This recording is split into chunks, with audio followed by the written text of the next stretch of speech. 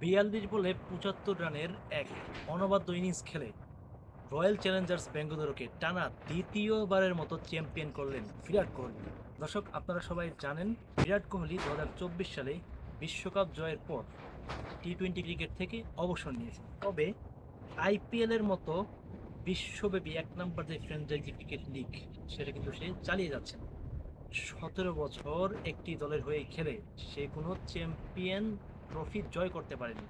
তারপরেও সেই দলটাকে সে ছাড়েনি। সে বিরাট কোহলি ১৮ বছরের মাথায় অর্থাৎ ২৪-এর টি-টোয়েন্টি ওয়ার্ল্ড কাপ জয়ের পর ২০২৫ সালে প্রথমবারের মতো আইপিএল ট্রফি উঁচিয়ে ধরেন। এমনকি এবার ২০২৬ সালে গতকাল রাতে আপনারা দেখেছেন বিরাট কোহলির ৪২ বলে ৭৫ রানের যে অনবদ্য ইনিংস, সেই ইনিংসের উপর ভর করে রয়্যাল চ্যালেঞ্জার্স বেঙ্গালুরু টানা দ্বিতীয়বারের মতো আইপিএল চ্যাম্পিয়ন হয়। এতেই কিন্তু বোঝা যায় ধৈর্যের কোনো সীমা নেই। অর্থাৎ আপনাকে যদি চ্যাম্পিয়ন হতে হয়, সাকসেস হতে হয়, বিরাট কোহলির মতো ধৈর্য ধরতে হবে।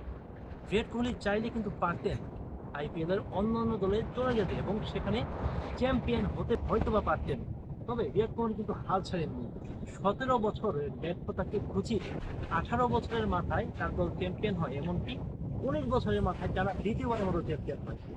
তবে দেখার বিষয় আগামীতে ২০২৭ সালে তৃতীয়বারের মতো বিরাট কোহলি চ্যাম্পিয়ন হতে পারে কিনা।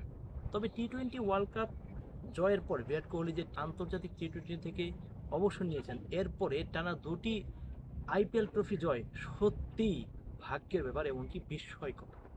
শুভকামনা রইল বিরাট কোহলির জন্য, শুভকামনা রইল ক্রিকেটের জন্য। জয় হোক ক্রিকেটের। ধন্যবাদ।